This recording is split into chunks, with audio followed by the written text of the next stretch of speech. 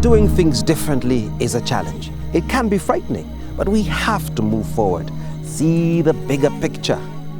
This is our beautiful country, Kenya. Can we afford to lose it?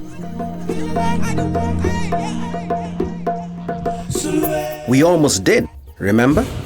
We fought and killed each other over power and leadership. We need to make sure that never happens again. On August 4th, we have that chance. It's a simple choice. Vote in a new constitution or live with what we've got. So come on a journey with me. This is your chance of a lifetime.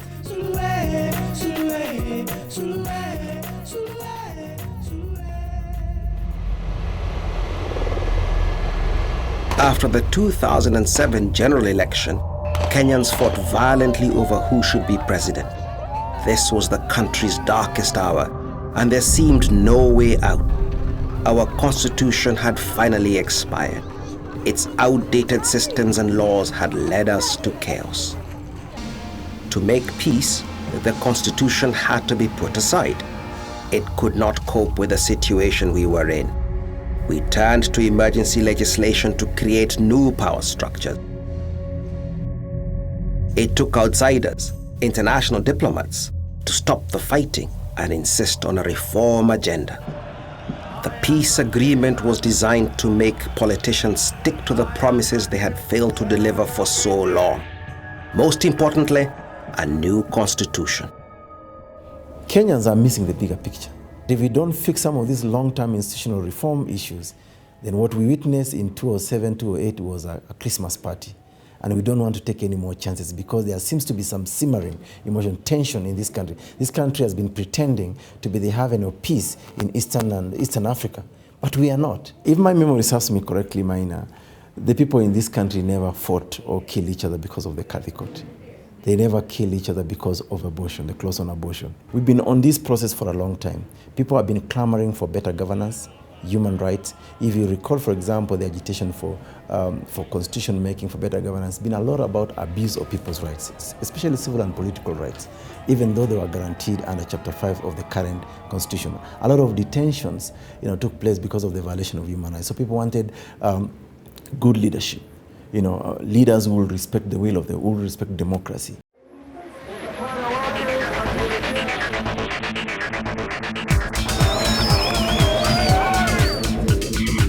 We have struggled for a new constitution since President Kenyatta's regime.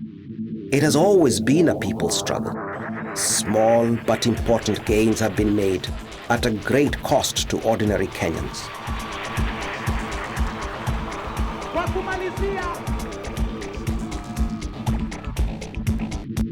Kwa hivyo sasa process hii iko regulated by law.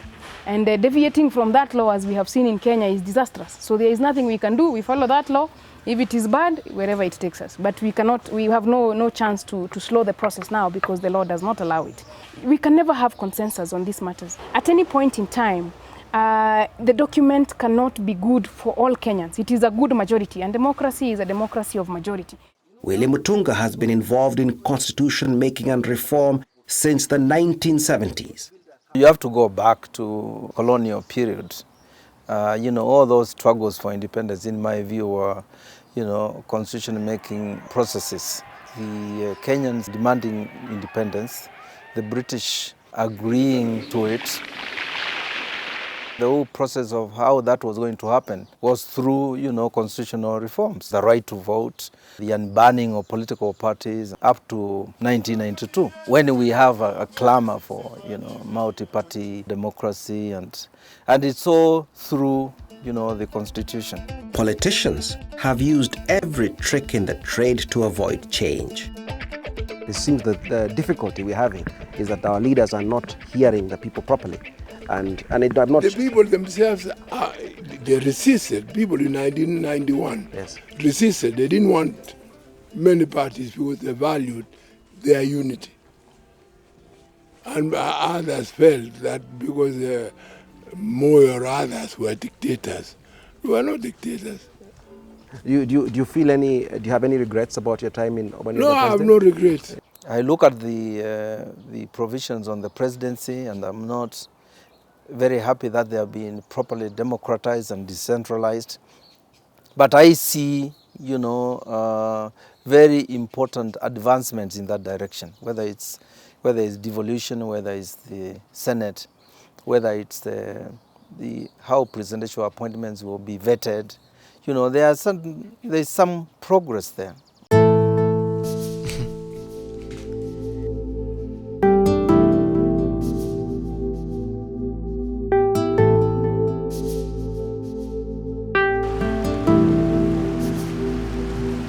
Our leaders are very comfortable with a constitution that's all about them. It's allowed them to grab power and land and national resources. We have become disoriented, we have had killings, ethnic displacements, hatred. So we are lost. We don't know what it is to be a Kenyan or what it can be. And this gives us a wonderful vision of what Kenya should be like. Kenyans should relate to each other, communities to relate to each other, our search for integrity, for social justice. I think it gives us a beautiful vision. So where do we go from here? Is the draft constitution the perfect document? Of course not. The journey is far from over, but it takes us a lot further forward.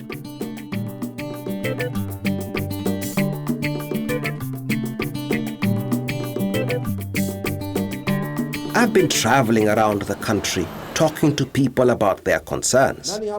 Everyone wants to know more about their option and what's in the draft constitution. Thank you so much for what you have shown us today. The question I have on the constitution is that many of us do not understand it. And most of the information we are getting is partisan, that is spread by politicians or people with vested interests. I would like a non-partisan group to come and educate the people in the grassroots so that they understand exactly how this constitution will affect their lives. As it is now, we will vote yes or no depending on what that popular politician says. Watu walikufa kwa sababu hii katiba tuko naye saa hizi imekuwa expired. Unajua hii watu tunasema sell by date expire. Kama ni maziwa unanunua ya siku 4 zimepita ili expire. Hiyo that is one reason tulikuwa na vita. Some very minor issues can divide these people, and at the end of the day we have conflict. Somebody has said the other time that we have not healed, and my appeal was that ingekuwa vyema kwa hao viongozi waende watatue mambo yao kando, alafu pia waweze kupea wananchi wa Kenya nafasi ya kuweza kujiamulia. Tufikirie sana, hata Kathy Scott tuseme, kuna wengine wanasema Kathy Scott watavote no kwa sababu ziko kwa hii draft.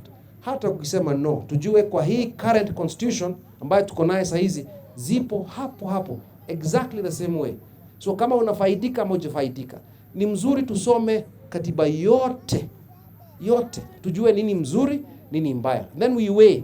Ni kama in the butchery, kwa nyama una weigh kama inafika juu ama inafika chini, and then we make a decision, kwa sababu tukitupa natupa mambo mazuri, tukikubali tunakubali mambo mabaya, but we are weighing it together with the current constitution, which one has more benefits than the other. The constitution needs to unite Kenyans. It needs to speak widely about common mwananchi. This draft constitution has the second most restrictive abortion in the world.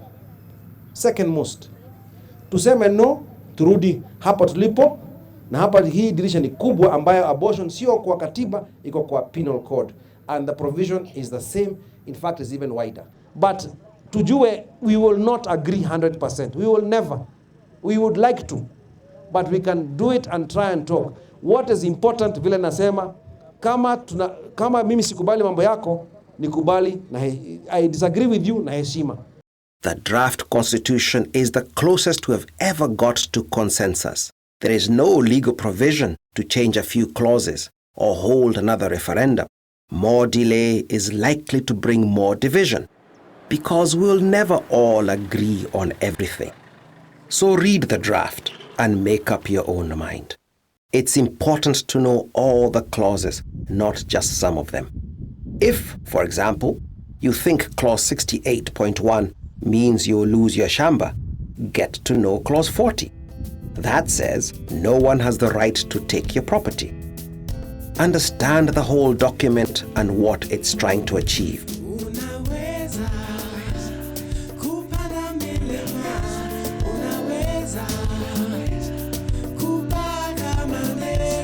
Don't just follow your leader and do as you're told. You must prepare yourself for the vote by asking, will this be better for Kenya? It's too serious a matter to be left to politicians. And the fact that politicians are moved in so quickly and try to monopolize this is not a good thing for us.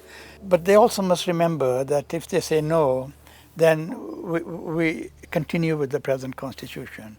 On the critical issues that have come up, land, khadi codes, abortion, I would say that in each of these respects, the new draft is infinitely superior. And so by voting against this on these three grounds, they are actually worse off than they would be if they embrace the new constitution. Let's look at the main debates around the draft. Misuse of land is one of the biggest problems in Kenya today.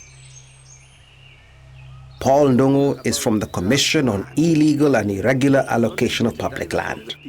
He has investigated thousands of cases. Where we are really, this is a typical example of the illegal allocation of public land. This is a wetland riparian reserve for this river here, and under the law, this sort of land should never be granted for private development. It has been allocated for precisely that purpose, and you can see the developments that are coming up there.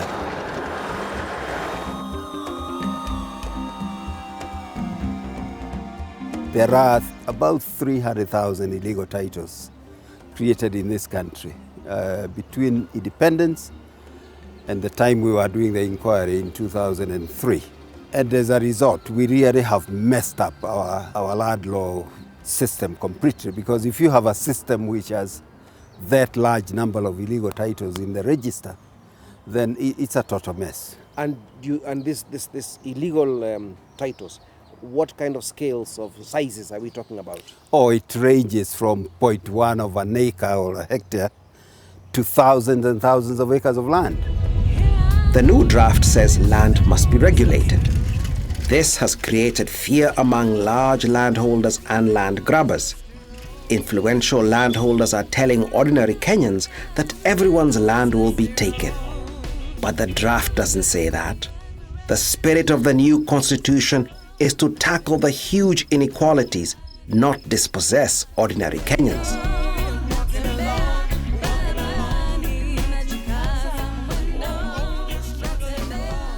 In fact, your land and your livelihood are much more at risk under the current constitution because the courts are weak and the rich are powerful. In the long term, the answer is to stop land grabbing and misuse of public land by changing the constitution. Mambo ya mashamba imeleta utata zaidi, lakini kuna zile principles za kushughulikia land, na kwa mara ya kwanza kutakuwa na ile public land. Na public land kiongozi wa nchi, ule president, hata kuwa na free hand ya kupeana land. Sasa public land itashughulikiwa na National Land Commission.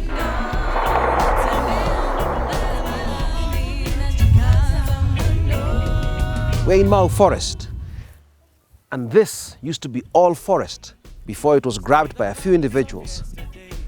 This is a big problem in Kenya and needs a big change. The people them a go so hungry, while the politician has a big fat belly. No, I can't understand the society. No. They told me that life was a journey, and nobody knows the way. They said that the road would be winding. Nimezaliwa Chulu. Ulikuwa na shamba huko Chulu? Nilikuwa na shamba huko Chulu. Unaitwa squatter sasa, si ndio? Mimi naitwa squatter. Ni kwa nini uko squatter? Kwa maana nimeondolewa Chulu, nikashomewa. Wengine wenzangu wakapoteza wachakula, wakapoteza mbuzi. Na sasa tunakaa. Ni kwa sababu gani walisema? Kwa sababu hiyo mzito hiyo hatutaki watu. Endeni kule mkakae kule. Sasa tukatelemuka. Mahali tumetelemuka tukasuka hapa Milangi. Tukaje tukaambiwa tena tokeni hapo mwende. Sasa tukasema tuende wapi? Mlikuwa tu kama ngapi? Tulikuwa watu wengi. Kama ngapi? Watu wengi. Zaidi ya 3,000. 3,000 huko Chulu. Na mlikuwa mkiishi huko nyote. Mlikuwa shamba yenu, ni zenu za kimila. Walisema hiyo shamba inataka kuachiwa wanyama Iwe ya National Park. Nao tunaishi hizi nyumba sasa. Ni watu wanaishi hapa hivi. Mjitengenezea. Hata hii ni nyumba ya mtu. Hii ni nyumba iko na family. Bila matope. Hii ni mzuri.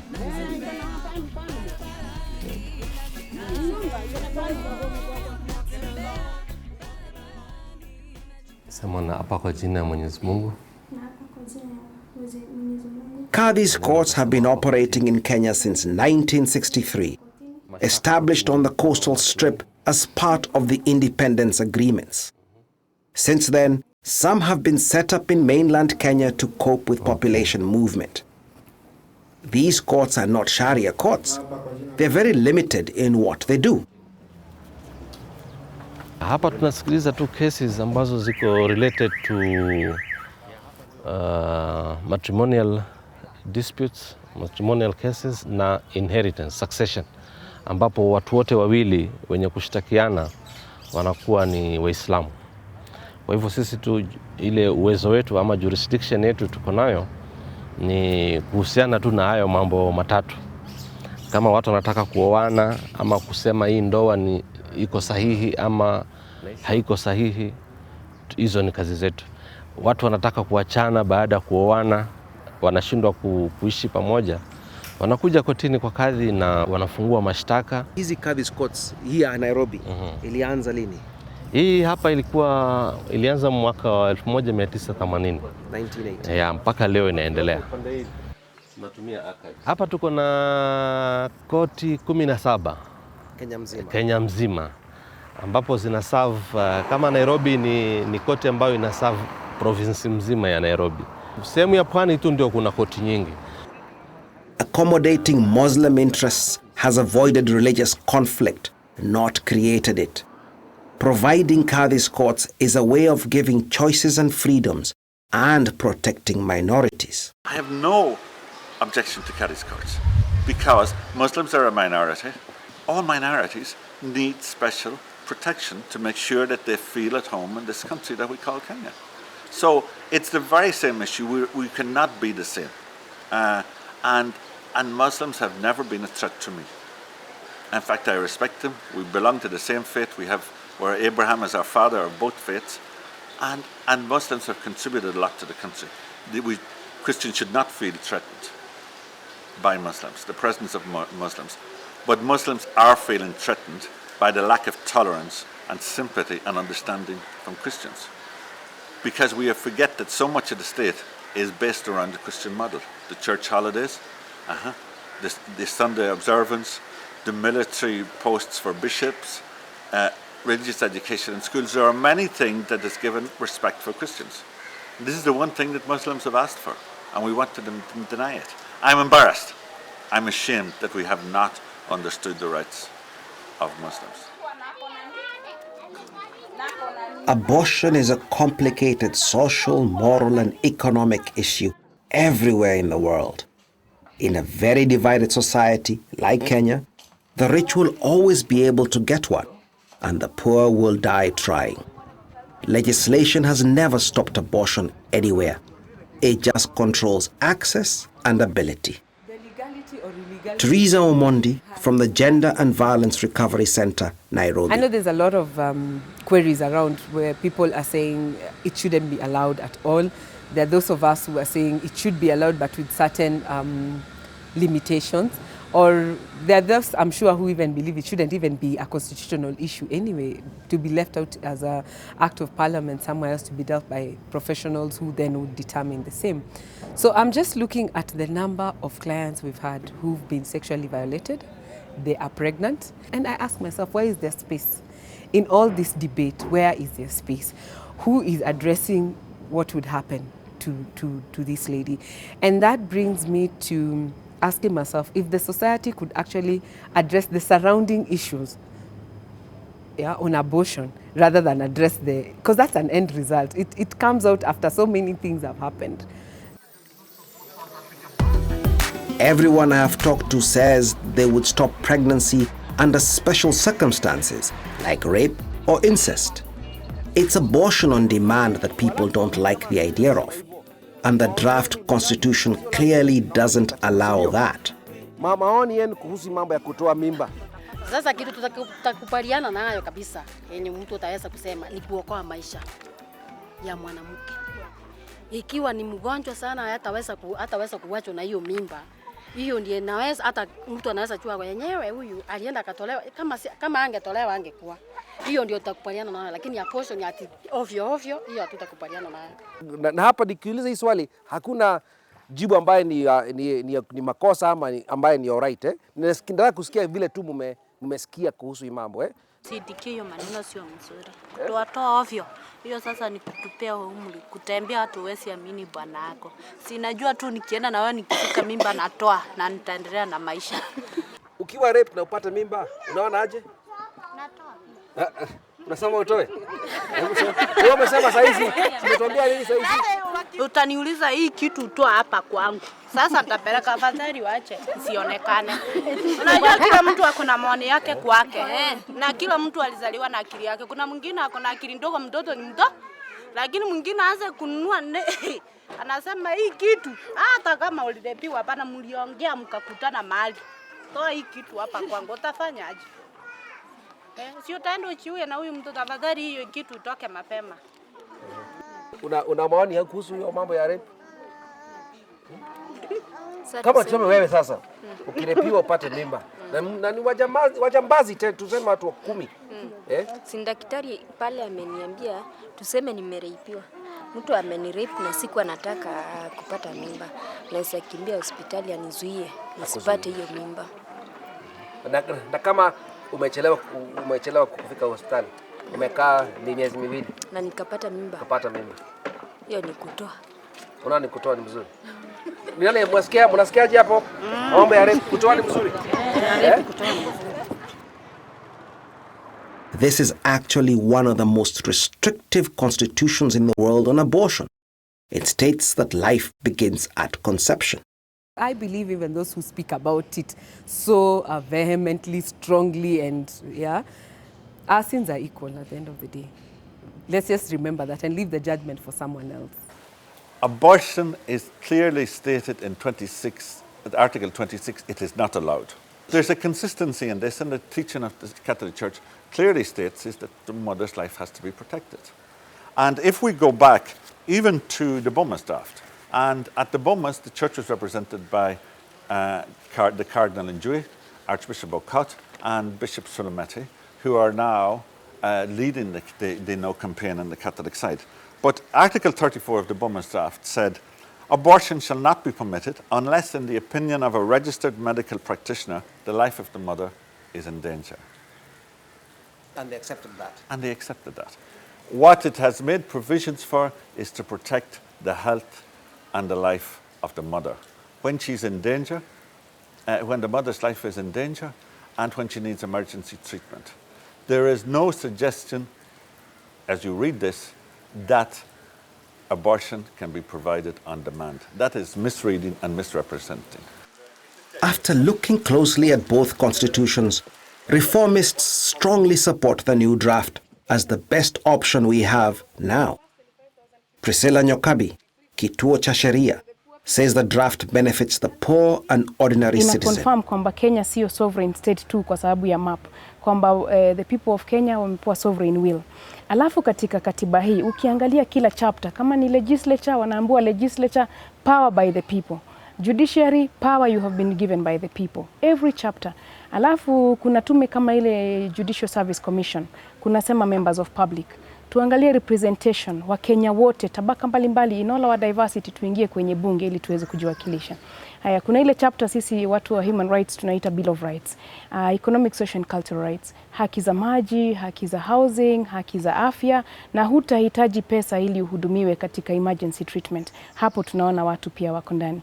Alafu kuna zile tunaita national values na principles, na zinashuhudia ama zina require all public officials, whatever action unafanya, kama wewe unatumia mamlaka ya serikali, unahakikisha kwamba unahudumia Wakenya. Public service, equality, equity, governance, rule of law. I think when it comes to human rights, it's fantastic. We are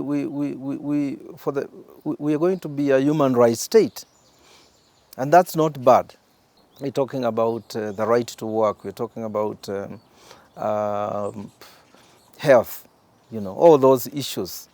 It's a very, very, very, very important in terms of people starting to mobilize and demanding, you know, those rights. I think the women are actually going to do very well.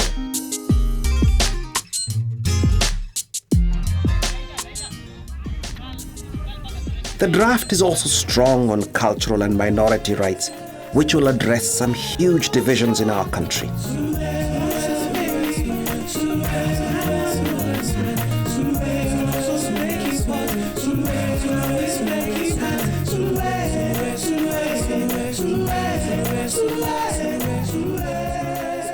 Tourism is the chief foreign exchange earner for Kenya, but is often characterized by isolation and underdevelopment.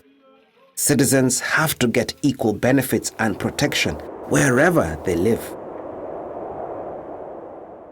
Gina Dane Karaoke says the new draft looks good for business, good for foreign investors. I think the Constitution as a whole is very progressive. So, from a business point of view and from investors coming into Kenya, it places Kenya much more on the map of wanting to do business here. Over the last few years, there's been some resistance in people wanting to come and invest here because of land issues, because of judiciary, and we deal with a lot of foreign companies wanting to come into Kenya who've been really put off because of the politics of doing business here. So I think what we saw at the last election was anything to go by. I think we all appreciate that the constitution that we currently have has run its course, and a new constitution is not just. I mean, it's vital. I can't really see a Kenya with this current constitution. Unaweza kuwa na haki kwa karatasi. Tumeandika kama hii current constitution. Tuna haki zimeandikwa hapa, lakini implementation iko aje? Unajua uzuri kwanza ni vile tumeandika haki hizo. Tukumbuke katika katiba hii ambayo tunaenda kupitisha na referendum, haki zimeandikwa vile hata unaweza kujisomea mwenyewe.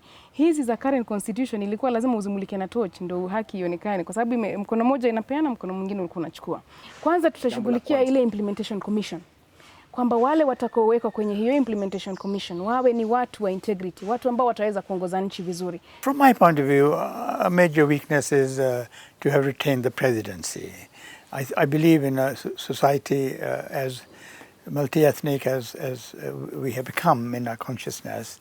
A parliamentary system is more geared towards a more collective form of leadership, and the presidency will still remain the most sought after political prize, and that can lead to ethnic tensions and killings.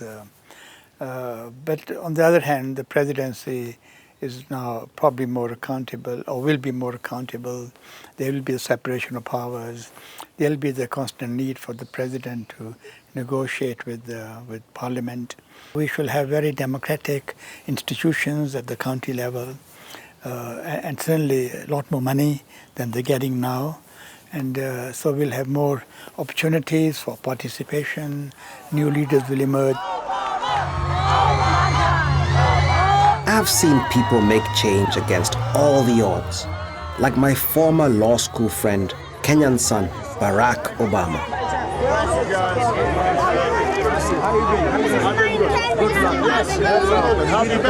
You're all right. What are you doing these days? I'm at Wilson Center. How are you? I'm studying you, actually. I am, really. Very nice to see you. He gave hope to the world that, given the right conditions, new young leadership can emerge. We can give ourselves that chance. Our current constitution has produced awful leaders, but this draft lines up everything differently. It will make our leaders perform. And if they don't perform, they are out of the race. We can deselect them. Naitwa Lydia Wafula, nafanya na Kenya Prison, stationed Lang'ata Women Prison. Na hapa leo unafanya nini hapa? Leo tumekuja workout, speed work. Mostly tunakuja calves na 40 meters sprinting for speed. Na mambo ya katiba vile unaona? Nimesikia mambo yake mazuri na mabaya. Umesikia nini mabaya? Baya nimesikia abortion na Kadis Court. Alafu sasa na mazuri? Mazuri nasikia kuna reforms. So kama sisi askari tunaona kama hapo umetujali. So specific tutaenda for yes. Kwa sababu ya hivyo. Yeah. Shukran. Barikiwe. As we all get closer to the finish line, ordinary Kenyans are thinking it over, weighing the options. Mimi nimeisoma. Hiyo katiba ni nzuri sana. Rais zetu tumepewa kama sisi wafanyakazi, unaweza andamana, unaweza enda kwa mkubwa tuende tuseme tumedhulumiwa na hatutafuta kazi. Unaona? Lakini wanasiasa wengine wanatuboa sana. Maana yake wataki tupate katiba. Amani tuko nayo. Lakini wanasiasa waungane wakoe kitu kimoja. Wewe ni no ama yes? Mimi no. Kuja niambie kwa nini uko no. Kuja niambie kwa nini uko no. Hii maneno ya abortion. Hiyo. Ikipita hatuwezi rekebisha. Abortion unasema nini? Abortion hii section 26(4). Hiyo sasa. Inasema nini hiyo 26(4)? Hiyo ngoa mimba ovyo ovyo. Lakini no, inasema abortion is a crime bwana. Umesema abortion is not allowed, it's not permitted. Sasa maneno ya emergency hatuwezi weka kwa katiba. Sawa. Mara hiyo. Mimi niko yes. Watu hawakusoma hiyo kitu vizuri. Abortion si ati mtu akisema wewe ni yes ati abortion ni kutoa mimba. Nikiwa mgonjwa na niko na mimba, si mimba lazima itolewe ndio nipone. Sasa huyu anasema nini? Mimi ni wa yes. Ni wa yes. Katiba ni yes. Katiba na wewe mama? Wewe uko aje? Mimi naipendekeza ipite kabisa. Hiyo kitu tumetafuta hiyo kitu miaka mingi. Yes.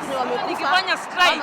Wakubwa waangalie sababu gani hiyo kitu tuone vile watatengeneza. Na umeisoma? Mumeisoma? Si ndio? Yote. Katiba ni yes. Mlitoa wapi hiyo katiba? Si gazeti ilikuwa inapewanwa hapa bure. Asanteni sana. Sasa ile kitu inatutatiza sana vile unasikia mambo ya shamba, watu watanyang'anywa shamba. Hiyo ndio inaleta wasiwasi kidogo. Ukweli, kwa sababu nimesoma hiyo kitu. Hakuna mahali nasema ati watu wanyang'anywa mashamba yao. Hakuna. Na kuna serikali kwambie inaweza kunyang'anya wa maskini mashamba yao. Kwa sababu sisi tutaikataa saa hizo. Si ndio hiyo bwana? Haiwezi mtu hiyo haiwezekani. Okay. Sawa. Okay. Lakini vizuri musome. Tafuteni musome. Hii katiba imenipendeza kwa sababu hii katiba imetusumbua karibu miaka 20 huko. Wale watoto walizaliwa katiba ikitafutwa wameoa. Na katiba bado inaleta shida utata. Sasa tupitishe tuanze mambo mengine. Si unaona inakula pesa ya Wakenya bure. But most importantly, whatever you decide, go and vote. It's so important that we all read this constitution. Hii mambo ya kusema mkubwa amekusomea ama mtu mwingine amekusomea tuache. This is our constitution. Si watu wa siasa. Hii kitu ni yetu. And we have to find a way watu wasome hii kitu. Watu wasome. Hey bwana. Maina. Kevin. How are you doing? Makmendi. In person. Niko tu. Sasa. Sana. Ni aje?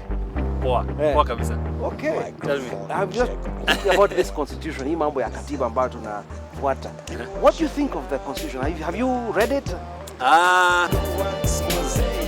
Check 1 1 2 now. Makmende is a Kenyan internet superhero who keeps the bad guys in line.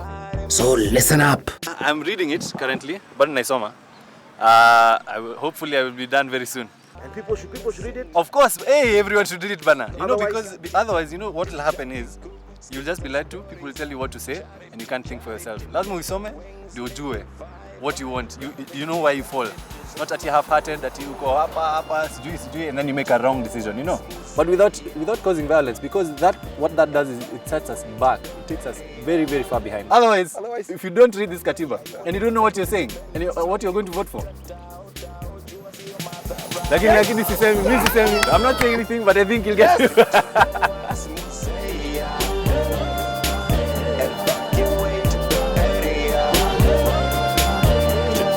So you have seen the bigger picture. You know there's a long way to go. We have to get our feet firmly on the ground and make the right decision. Please go out and vote. It's your country and it's your future. It's all up to you now. Kumekucha, jua limeangaza, ukungu umeinuka. As a young person, I'm looking to solve new problems. I don't want to go back to 2007 and fight again. Just not looking for that. Bila nashika mzizi kamba naendelea na kuingilia kwa nini? Kwa tumbo. Na chakula hakuna. Zamba ya kulima hakuna. Sasa nifanye nini? Kumekucha, inuka. Unajua katiba? Katiba ni nini? Lala, nini? Kunini? Yaani kusema nini? Nani anaweza vita? Sana kaka Yesu. Kaka Yesu. Wewe unataka nini? Yes. Wewe? Yes.